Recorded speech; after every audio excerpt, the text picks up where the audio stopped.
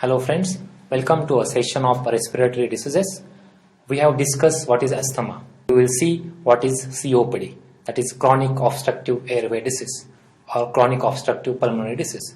The basic difference of asthma and COPD is again reversibility. It is defined as airflow limitation that is not fully reversible, and COPD includes two major diseases, that is chronic bronchitis, which is a clinical disease, and second is emphysema, which is an anatomical condition. And the chronic airflow obstruction is the basic and most part of COPD, that every patient should have the component of airflow obstruction. It is important when a patient of chronic bronchitis comes to you, and if that patient is not having chronic airflow obstruction, you cannot keep that patient as a COPD, or you cannot label that patient as a COPD. This definition of emphysema, as I told you, it's an anatomical condition which defines as a destruction and enlargement of the lung alveoli, and chronic bronchitis is a clinical condition which is defined as a chronic cough with sputum production. And you must aware that what is the chronic cough. How will you define chronic cough? What is the duration when you will label cough as a chronic? So duration is more than 6 weeks. Patient who having cough more than 6 weeks, you can label that cough as a chronic cough. So chronic cough more than 6 weeks and production of sputum. Yes, it is a chronic bronchitis. And for putting that chronic bronchitis in COPD, there should be a part of airflow obstruction. Coming to a risk factor, the risk factor of COPD, the most important first three factors are cigarette smoking is the most important and proven factor of COPD, which will lead to a COPD. It's a proven risk factor. Other factors like occupational or genetic predispositions are also there. And respiratory infections also play an important part as an acute exacerbation of COPD. Regarding occupational exposure, workers who are working in a factory, they are at a risk of developing COPD. So they should undergo a regular pulmonary checkup in the form of regular spirometry or chest X-ray. Coming to genetic predisposition, the important genetic predisposition is alpha-1 antitrypsin deficiency, which is associated with COPD as well as with liver dysfunction. So this patient may develop COPD or even liver failure or cirrhosis. Coming to a slide again, regarding airway responsiveness and COPD, there are many hypotheses indicating relationship between COPD and asthma. There are two famous hypotheses. First one is the Dutch hypothesis and second one is London hypothesis. According to Dutch hypothesis, the COPD and asthma are a part of same disease, but the presentation is different. And according to London hypothesis, COPD and asthma are completely different diseases and they cannot be related to each other. Coming to a pathophysiology, chronic exposure to cigarette smoking will lead to inflammatory changes in airway. It will lead to recruitment of inflammatory cells which will release elastrolytic proteinases, and it will lead to structural cell death, ineffective repair of elastin and pulmonary emphysema. So the initiating part of pathophysiology in COPD is cigarette smoking, which start inflammation, which will release elastinase and proteinase. This enzyme will destruct tissues around the alveoli, and because of ineffective repair, there will be a formation of pulmonary emphysema. This pulmonary emphysema will lead to airflow obstruction and hyperinflation. Hyperinflation is because of air trapping in the lung. Because of chronic obstruction, because of airway obstruction, there is a little space for air to get out of lung. So there is a air trapping and it will lead to hyperinflation. And in exam point of view, you should note that in COPD patient, there is a persistent reduction in forced expiratory flow rates. Coming to clinical presentation, patient may start with cough, sputum production, exertional dyspnea, signs of active smoking. Signs of active smoking means patient may be having odor of smoke, patient may be having staining of cigarette on nails and even on lips. So you should immediately note that patient is having habit of smoking, even though patient may be denying the history of smoking. So actively you should look for signs of smoking. There is expiratory wheezing, tripod position, and signs of hyperinflation. Tripod position means the patient of COPD will lie on their upper limb. They will lean forward to get a help from their accessory muscles. They will get a relief by leaning forward. It is typically labeled as a tripod position. And there will be a signs of hyperinflation. Because of hyperinflation or air trapping, there will be the dullness of liver may vanish. Coming to a signs of hyperinflation, when you percuss lung, you may get obliteration of liver dullness or obliteration of your heart dullness or cardiac dullness. There will be an increasing anterior posterior diameter. There may be a signs of right heart failure. You must be knowing what are the signs of right heart failure.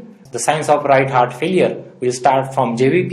You will see an engorged vein in the neck. You will see palpation of the liver. You may see edema on feet. So right-sided heart failure is a sign of severe COPD. Coming to an important part, that is clubbing. It is very common to see clubbing in smokers. And when you see clubbing in smoker, your diagnosis it should not be a COPD. He may be a patient of COPD, but you should not blame clubbing to COPD. So a clubbing may indicate underlying severe disease like lung cancer, because lung cancer also has a common risk factor of smoking. So this is an important point regarding your clinical practice as well as your exam. Regarding pink puffers and blue bloaters, this pink puffer and blue bloaters are very famous old term used previously, but they are not so helpful in today's era. This pink puffer, they used to say that pink puffer patient has a predominant emphysema and blue bloater has a predominant chronic bronchitis. But it's not so easy to differentiate these two entities clinically. So these terms you may be asked in your exam, but as per my knowledge, I will say they are not so significant in today's era. Coming to a diagnosis of COPD, yes, COPD is a clinical diagnosis. There should be a history of smoking. You may demonstrate airway obstruction by using spirometry or pulmonary function test. An important pulmonary function test is FEV1 or FVC or ratio of FEV1 to FVC. Coming to a slide again, there will be evidence of airflow obstruction. There will be a reduction in FEV1. There will be increase in TLC, FRC and RV. All these capacities will be increased and the blame goes to hyperinflation of lung. And as there is a decrease in FEV1 and increase in FVC, the ratio of FEV1 and FVC will naturally go down. Coming to a goal criteria of COPD severity, I will explain that severity or goal criteria on board. There are 5 stages of severity ranging from 0, 1st, 2, 3 and 4. 0, 1st, 2nd, 3rd and 4th. And we can classify this severity depending on FEV1 ratio to FVC, and second test is FEV1. In stage 0, both the finding will be normal. So it will be more than 70%. It will be again more than. In stage 1st, this ratio will be less than 70, but the FEV1 will remain more than 80%. In stage 2, this again ratio will remain less than 70%. The less than 70% will apply to all stages. So in second stage, this FEV1 will be less than 80 but more than 50. For stage 3, less than 50 and more than 30. And in last stage, that is stage 4, it will be less than 30. Okay, so these are the stages of COPD severity. And in stage 4, that patient will be having signs of right-sided failure. When patient is having FEV1 of between 50 to 70 plus signs of right-sided heart failure, that patient you can again put it as a stage 4 rather than keeping that patient in stage 3. So this is important point in view of your exam. In exam, they may ask you that patient's FEV1 is between 50 to 30 plus signs of right-sided failure. Then where you keep that patient into, in which severity, your answer should not be in stage 3. But because of presence of signs of right heart failure, you should keep this patient in stage 4. Coming to slide again, other test you can do as a, coming to arterial blood gases, there will be an exertional hypoxia. Second test is 6-minute test. Third is a radiographic and a measurement of alpha-1 antitrypsin level. Regarding 6-minute test, I want to elaborate something regarding 6-minute test. This 6-minute test is recently evaluated for monitoring of COPD patient. In 6-minute test, ask the patient to walk for 6 minutes in controlled environment and measure saturation, that is SpO2. Even you can use finger pulse ox at the start of test and at the end of test and see the difference. If you find there is exertional hypoxia, you can say patient is having COPD, and this 6-minute test is not helpful only for diagnosis, but it is also helpful for monitoring of COPD patient. The treatment we are giving is right or wrong, whether the patient is responding to treatment or not. So 6-minute test has a diagnostic as well as monitoring benefit. Coming to a measurement of serum alpha-1 antitrypsin level, if there is severe deficiency of alpha-1 antitrypsin, then you should ask pathologist to do protease inhibitor test or determination of protease inhibitor, because that is the definitive test for determining alpha-1 antitrypsin level. Regarding treatment, even if COPD and asthma are linked to each other, the treatment is not same. Some students may have an impression that treatment of COPD and asthma is the same. They write same answer for asthma as well as COPD, but that is not true. The treatment of COPD is completely different. The only definitive treatment of COPD, there are 3 definitive treatment which will have an effect on natural history, and remaining treatment will be only of symptomatic relief. So the first 3 major treatment is, first one is ask the patient to stop smoking. Smoking has a definitive risk factor for COPD. Once patient stop smoking cigarettes, there is a chance that pulmonary function may improve after 5 or 10 years. Second thing is oxygen therapy. Oxygen therapy, as soon as you find there is a evidence of hypoxemia at rest, there should be a hypoxemia at rest to start oxygen therapy. And the indication of oxygen therapy for patients who are having exertional hypoxia, they are not so clear.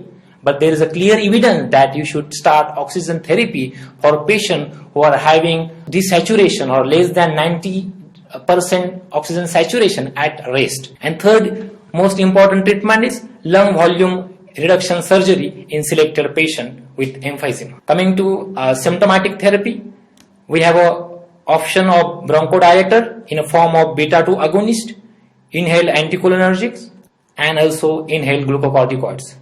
Regarding glucocorticoids, there is very important role of inhaled glucocorticoids, but in COPD there is no definitive role of glucocorticoid. So you should not use inhaled steroid for COPD. Instead, you should prescribe oxygen therapy. So, but for decreasing exacerbation of COPD, you can try inhaled glucocorticoids, because there are evidence which show that there is a decreased exacerbation of COPD by giving inhaled glucocorticoid. So that frequency should be more than 2 or 3 per year. When patient is having exacerbation of COPD more than 2 or 3 times in a year, you can prescribe inhaled corticosteroid in view of preventing exacerbation. But there is no role of using oral corticosteroid chronically. Coming to theophylline, again you can use along with beta-2 agonist or anticholinergic. They show some modest improvement. Coming to N-acetylcysteine, even though it's a proven mucolytic or antioxidant property, it has failed to show any significant benefit on COPD outcome. Next part is a role of augmentation therapy, that is IV alpha-1 antitrypsin therapy. This therapy is indicated in severe deficiency of alpha-1 antitrypsin patient. Along with, there should be an abnormal pulmonary function test, or at least there should be an abnormal X-ray or CT scan. If patient is having only severe deficiency without any abnormal finding on pulmonary function test, so you should not give that augmentation therapy. For augmentation therapy, there should be a severe deficiency along with abnormal PFT. For preventing COPD, patient should receive influenza vaccine annually and polyvalent pneumococcal vaccine. Coming to a definitive therapy, I will say a lung transplantation is the only definitive therapy for COPD. But as the issue of availability of lung transplant or lung donor, you cannot advise lung transplant for every patient of COPD. So it's a limitation for lung transplantation. Coming to emergencies in COPD, this exacerbation of COPD is not so uncommon, and exacerbation is usually because of viral and bacterial infection. And as I told you, you can use inhaled glucocorticoids for preventing those exacerbation. While treating, you can combine beta-2 agonist, anticholinergic, theophylline along with antibiotic. And here you can give glucocorticoid as an intravenous or oral steroid to hasten recovery from exacerbation of COPD. If patient is in respiratory failure, you can advise non-invasive or in some cases invasive ventilation. So it was a discussion regarding COPD. Thank you.